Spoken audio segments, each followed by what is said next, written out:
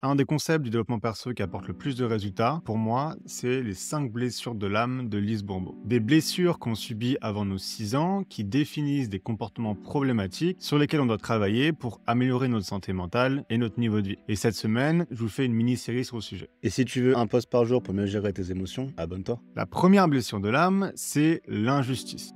Donc durant ton enfance, tu as vécu un ou plusieurs événements traumatisants, ce qui t'a conduit aujourd'hui à réagir de façon irrationnelle et démesurée à des événements qui réveillent ce sentiment en toi. Donc si tu es concerné par cette blessure, tu vas avoir beaucoup de mal à supporter les incohérences. Les gens prêchant quelque chose et faisant l'inverse t'irritent profondément, ce qui te rend extrêmement incompatible aux gens avec un bas niveau de conscience d'eux-mêmes.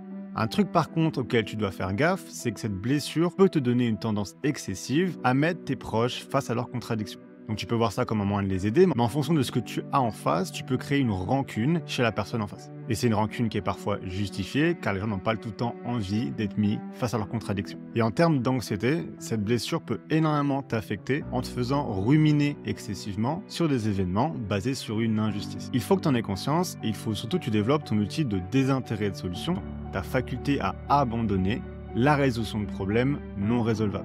Et donc, comme je le dis souvent, ce lâcher-prise n'a rien d'agréable, mais il est nécessaire. Donc, j'ai fait une vidéo sur les intérêts de solution si tu veux voir ça plus en détail.